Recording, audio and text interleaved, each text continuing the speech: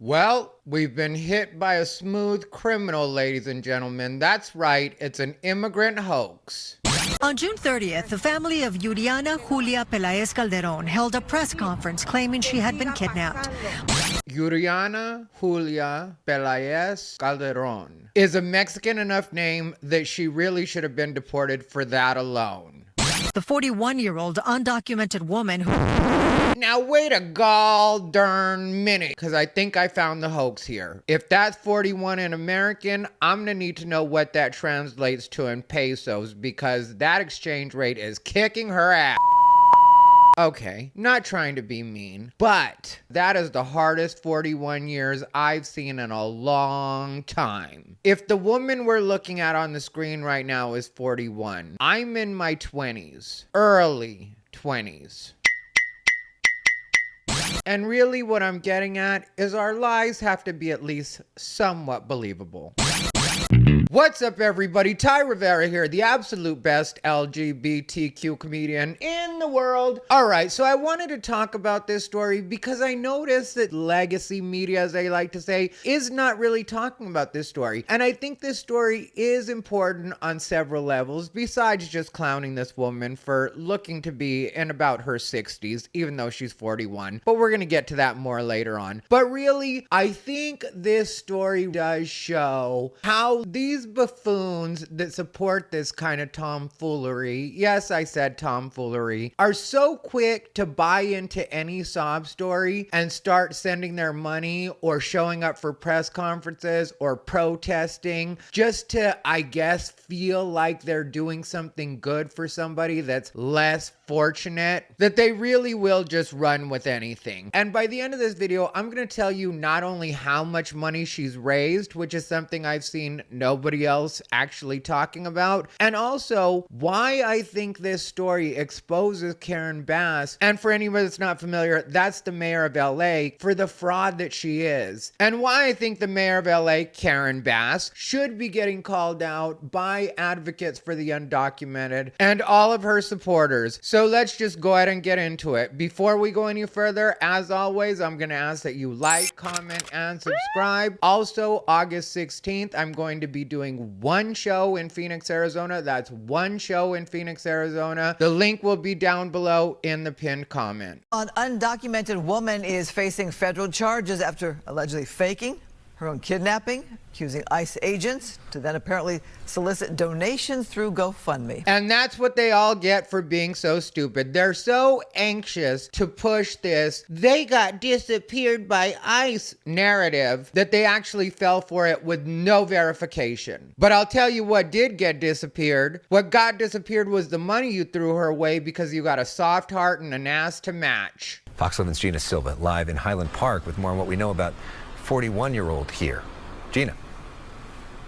Now you're going to notice they keep mentioning that she's 41, and I think they keep mentioning it because they can't believe it either. I truly do believe the real hoax here is her saying she's 41, which is even more reason that we need people to have documentation, because we can't even trust these people when it comes to their ages anymore. But let me not beat a dead horse. If she says she's 41 years old, then she's 41 years old. Now pick it up, Gina.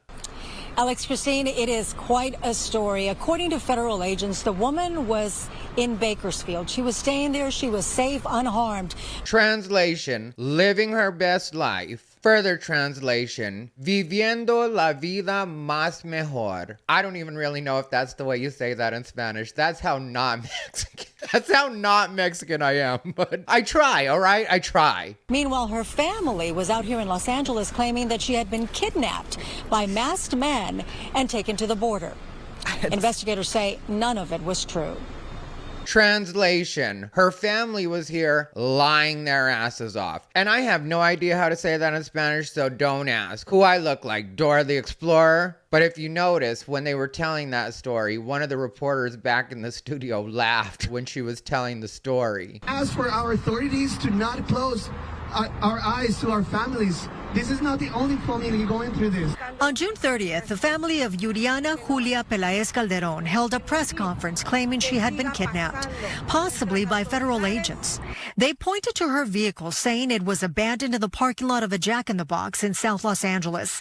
She claims to have got picked up at a Jack in the Box. That is a ghetto beginning to that story, but also makes a little too much sense. And I know that federal judge just said that they weren't allowed to profile people at Home Depots and places like that. But if they really want to catch people and have it be like fish in a barrel, they need to go to the Jack in the Box parking lot. And even I'm a victim of that ridiculousness. As much as I say, those aren't my people and I'm different. Really, if you're Latino, have Mexican blood specifically, there's a good chance that you love Jack in the Box. Or as a lot of Mexicans would say, Yak in el Box. And I know that because when I was younger, I worked at Jack in the Box. If you guys are at all familiar with Phoenix, I worked at the Jack in the Box on 24th Street and Roosevelt. And the Mexicans would always come in on their break from work and they'd order a Jumbo Yak or a Jumbo Yak with cheese. But yeah, Mexicans really do love Jack in the Box and I am a part of that crew. So the good news is for the people that are always trying to throw it in my face that I am Mexican, you are right. And the bad news is I'm likely headed to Alligator Alcatraz. Forward my mail, I'm getting deported. And evidence of her disappearance. There's plenty of families going through this nightmare right now where we don't know where our relatives, where our loved ones are at this moment. Can you imagine the balls of everybody in her family that's standing at that press conference, holding up signs that say, "Help find my mom," knowing that she's safe and sound in Bakersfield, but out here talking in the news like they're trying to win an Oscar, playing the part. It turns out, according to Homeland Security, Calderon wasn't missing at all. Investigators say surveillance video clearly shows Calderon calmly exiting her vehicle at the Jack in the Box. They really are clowning by mentioning that Jack in the Box again. I mean, what are you going to tell me next? She was eating a bag of hot Cheetos while she made her getaway? And willingly getting into another vehicle before leaving the area. Federal agents found her shopping at a market in Bakersfield. God damn. When they say a market in Bakersfield, I just know they're talking indoor swap meet. And this woman is a walking stereotype. The only way this story could be more stereotypically Mexican is if they said they picked her up while she was selling roses at a club. Or if they said she was selling oranges on the off-ramp to a freeway. I mean, as far as Mexican stereotypes go, this story is getting worser and worser. The 41-year-old undocumented woman who lived in South Los Angeles is now facing federal charges, including conspiracy and making false statements to federal officers. Send her straight to El Salvador. All jokes aside, this really does hurt the credibility of all the real ones that this kind of thing is going to happen to in the future. And I know there's always going to be some dummies that will fall for it and donate money, but this really does hurt the overall legitimacy of some people that really are going to have their rights violated, and it's going to turn into a bit of a boy who cried wolf story because these situations add up, and there have been several. A lot of us don't even feel like we can trust the news anymore because every time they tell us a sob story, there's some other part that they left out. And in this case, it turned out to be an all the way around hoax. So while it's good for the people on our side that are in favor of deportation, for the people that are trying to make the case that this is all illegal and a violation of their rights, it really does hurt their cause. Several individuals could be facing charges in this case. It is, of course, the person who is making these false statements that could lead to criminal charges, but also any family members who were also putting forward this narrative. Yup, and now quite possibly her whole family is going to go back to Mexico, all because she was greedy and stupid. Legal analyst Mary David points out that because the family created a GoFundMe account to raise money, the GoFundMe was only for $4,500 originally, which should have been a red flag to a lot of people because $4,500 is not a lot of money to fight this kind of case. And don't get me wrong, I'm not saying $4,500 isn't a lot of money. If you were to just give me $4,500, I would absolutely love you for it. Ty Rivera-comedy at Venmo is where you would send it. But trying to fight an immigration case or deal with what she was supposedly dealing with, $4,500 is not a lot of money. So that should have been a red flag to some people that maybe maybe this isn't on the up and up. But keep that in mind, because that's all she was asking for was $4,500. Very important to this story. While claiming Calderon had been kidnapped, that could open the door to potential fraud charges.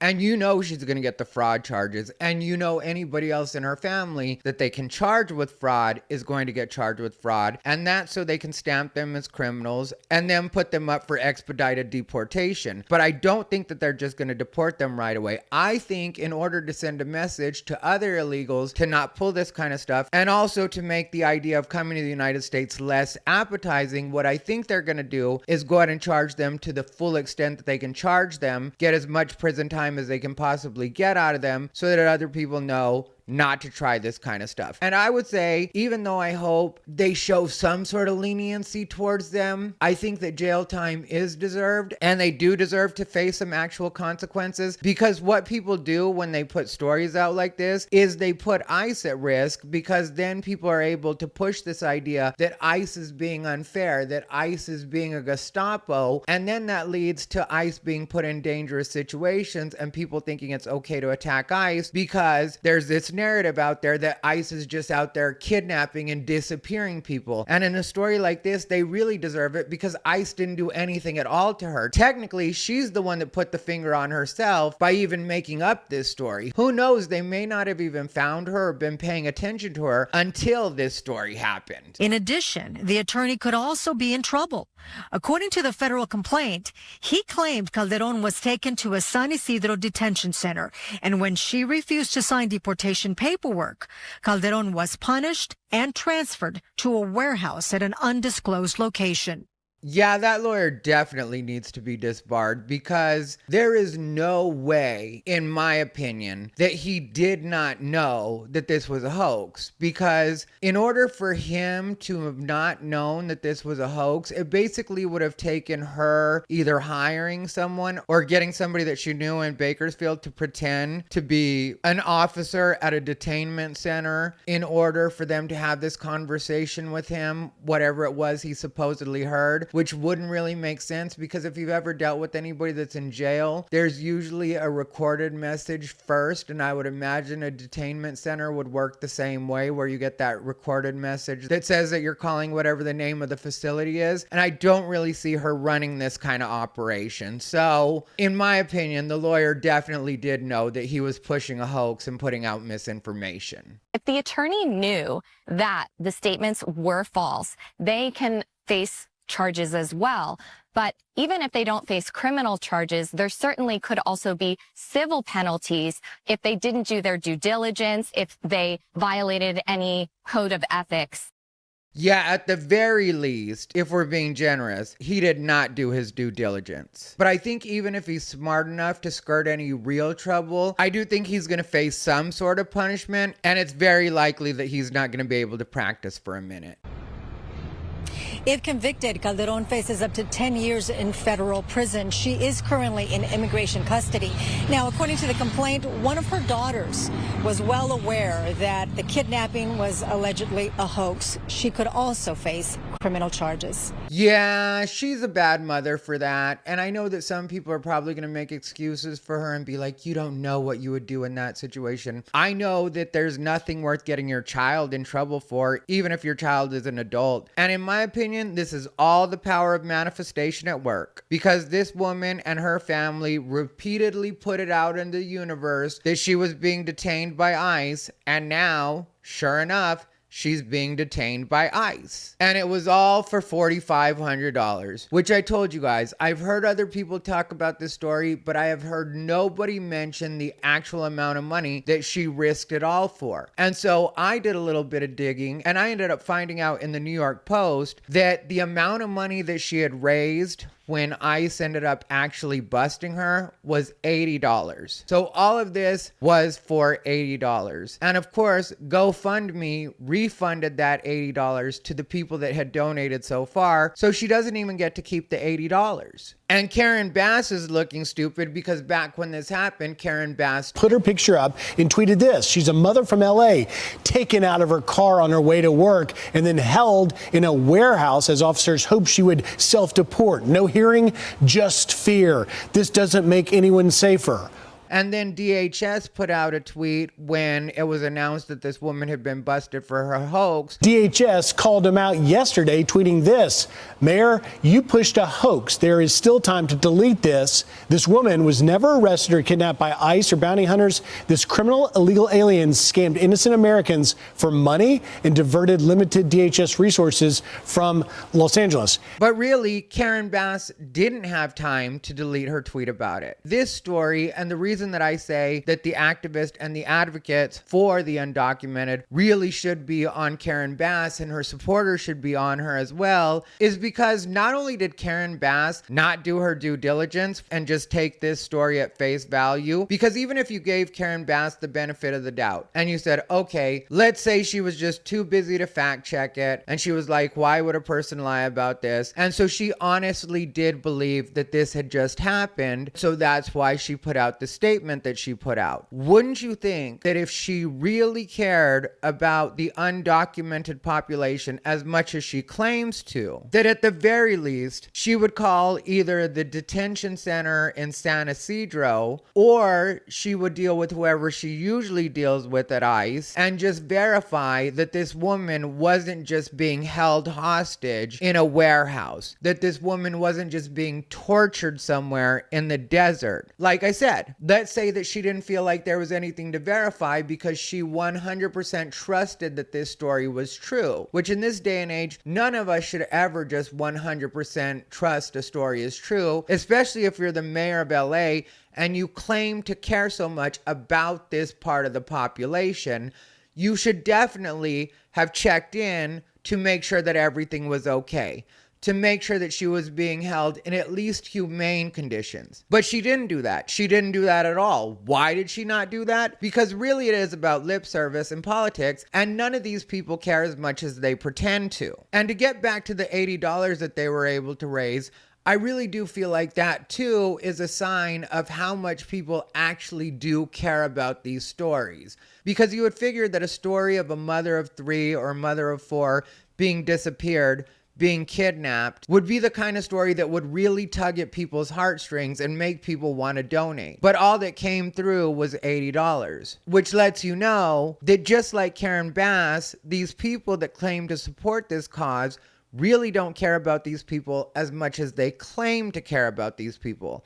So now this woman put her entire family at risk for $80 that they didn't even get to keep, when really, I'm sure there are at least 3 adults in that family.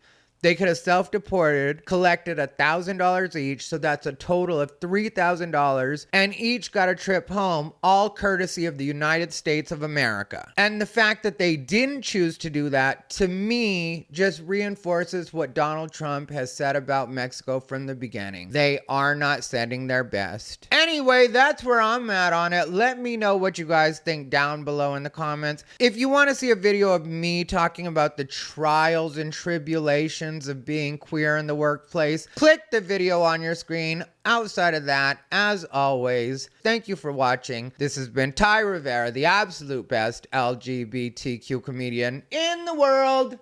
They bought into his bullshit.